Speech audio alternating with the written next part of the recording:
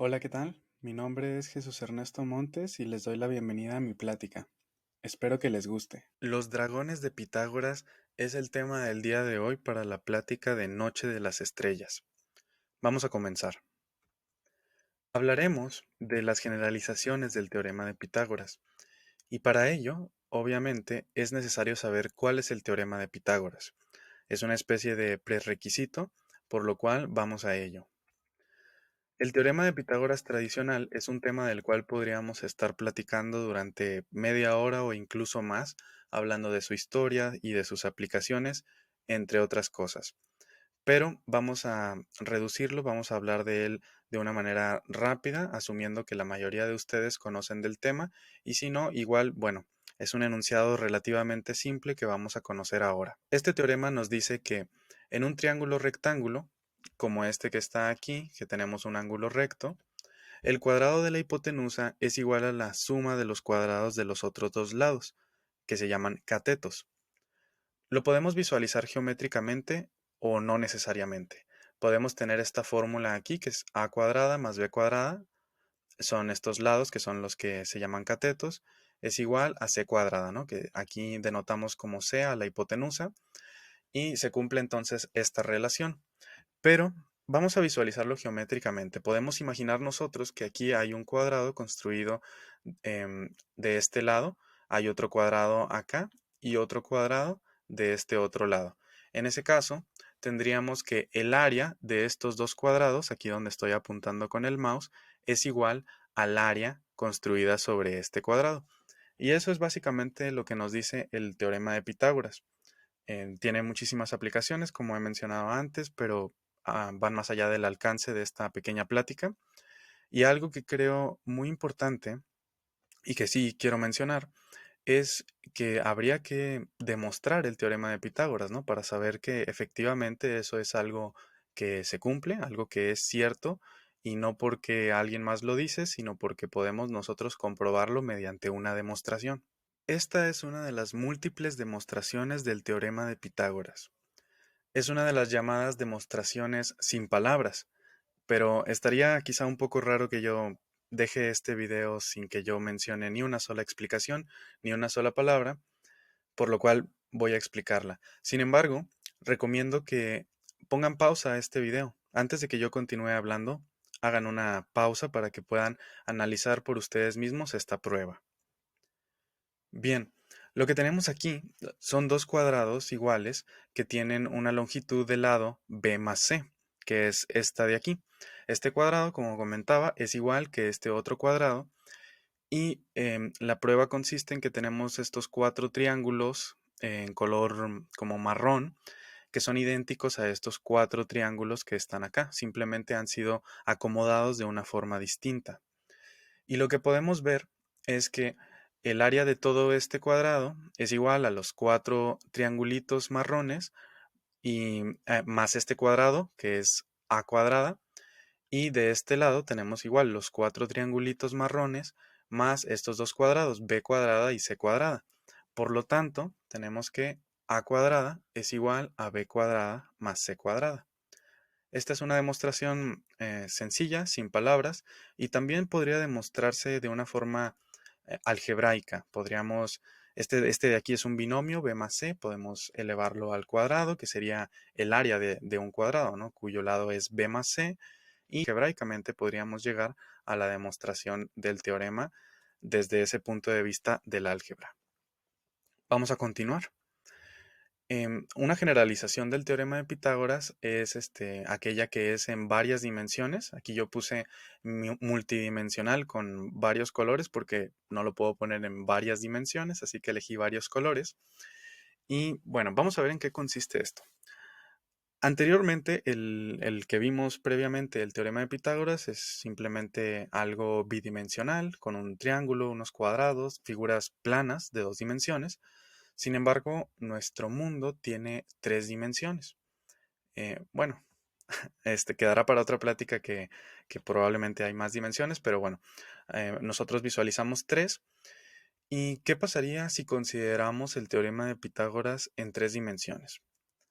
Por ejemplo, aquí tendremos este prisma rectangular o cuboide Y tendríamos lo siguiente. El teorema, se los adelanto, se cumple. Y el enunciado es el siguiente.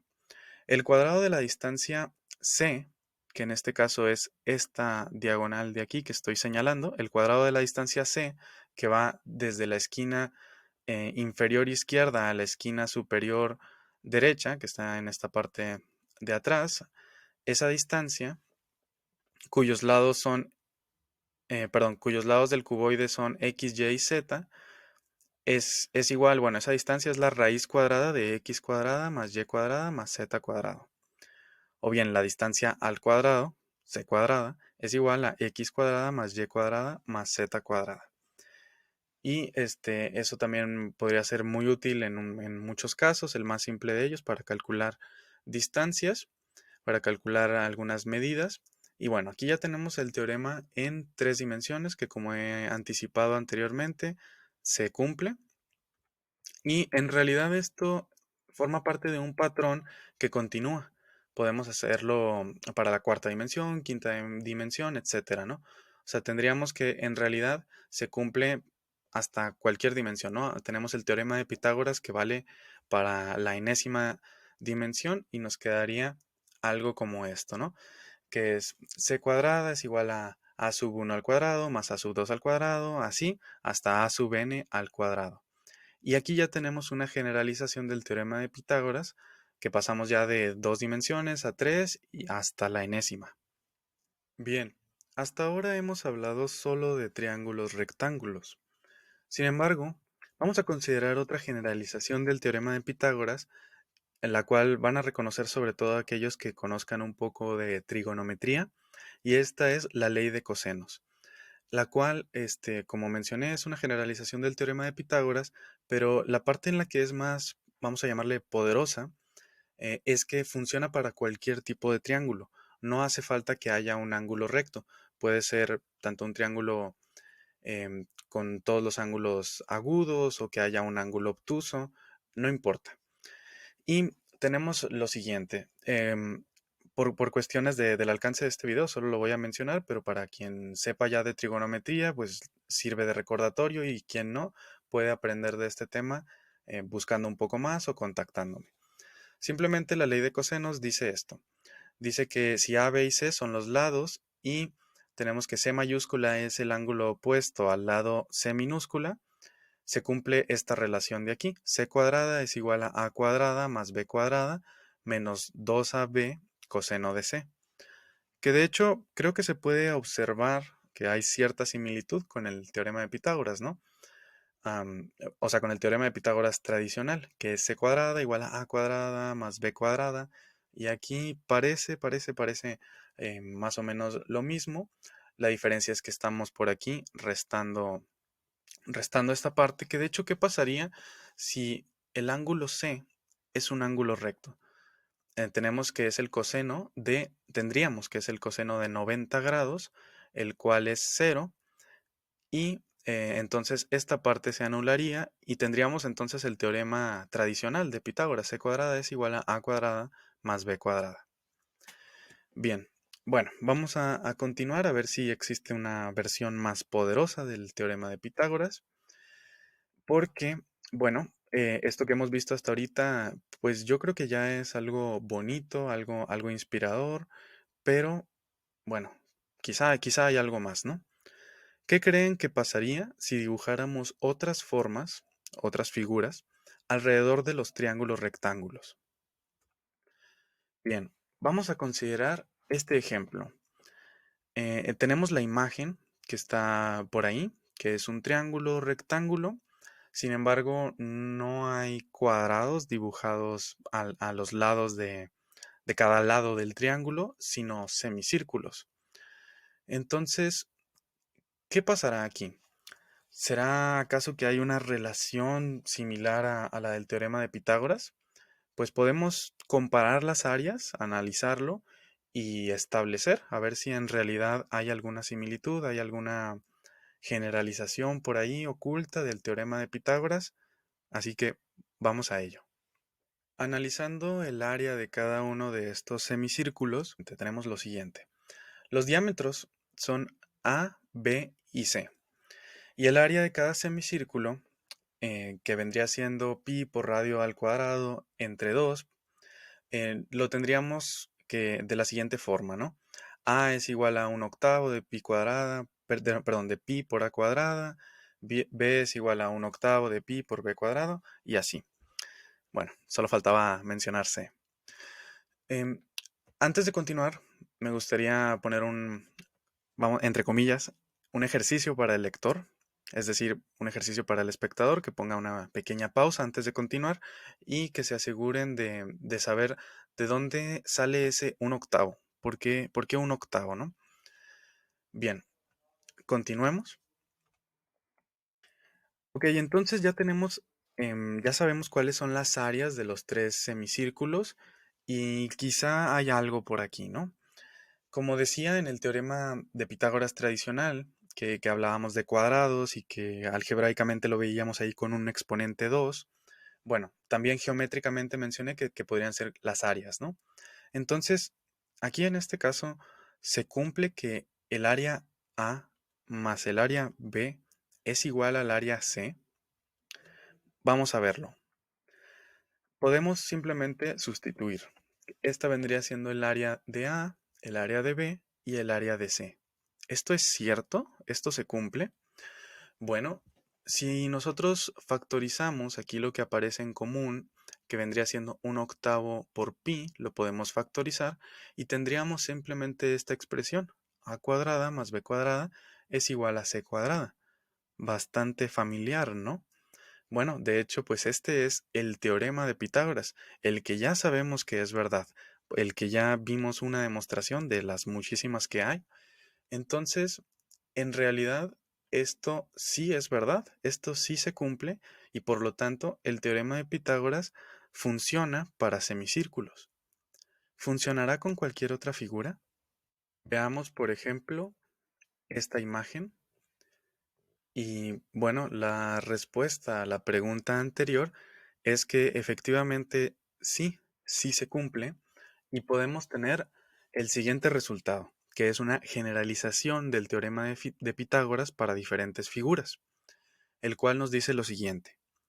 Dado un triángulo rectángulo, podemos dibujar figuras geométricamente similares en cada lado, de modo que el área de la figura construida en la hipotenusa sea sea igual a la suma de las áreas de las figuras similares construidas en los catetos del triángulo. Es decir, A más B igual a C, donde A es igual al área de la figura alrededor de la hipotenusa y B y C son las áreas de las figuras que están alrededor de los catetos o piernas del triángulo o de los otros dos lados. Y bueno, pues como consecuencia del teorema anterior, tenemos lo siguiente. Los dragones de Pitágoras, que no es otra cosa más que esta generalización del teorema de Pitágoras, donde se cumple que el área de este dragón A más el área de este dragón B es igual al área de este dragón C. Es decir, una versión del teorema de Pitágoras con dragones en los lados de cada lado del triángulo en lugar de cuadrados, ¿no? Y esos son los dragones de Pitágoras. Pero aún hay más. Ya casi para terminar, me gustaría mencionar que existe otra posible generalización del teorema de Pitágoras y bueno, nosotros habitualmente tenemos esto, ¿no? Que es c cuadrada es igual a cuadrada más b cuadrada. O sea, como si aquí la e en vez de n estuviera el valor 2. Pero ¿qué pasaría si el valor de n fuera mayor que 2? Es decir, 3, 4, 5. ¿Se cumpliría? ¿Funcionaría todavía el teorema de Pitágoras? Vamos a ver un ejemplo. Supongamos que a, b y c son números enteros y que el valor de n es 3. En ese caso, esta versión del teorema de Pitágoras sería geométricamente equivalente a preguntarnos, usando solo lados cuyas medidas son números enteros, ¿podemos dividir un cubo en dos cubos? Y bueno, para responder esto, necesitaríamos echar un vistazo a lo que se conoce como el último teorema de Fermat. un conocido matemático y también el teorema es bastantito conocido. Va más allá del alcance de esta pequeña plática, pero es bastante interesante si no lo conocen que lo puedan investigar. Los animo a que piensen si existiría alguna otra manera de generalizar el teorema de Pitágoras, ya que aquí hemos visto varias posibles generalizaciones y sobre todo que sean capaces de, más allá de hacer una conjetura o de tener una hipótesis, a ver si pueden demostrar la generalización aquella en la que ustedes estén pensando.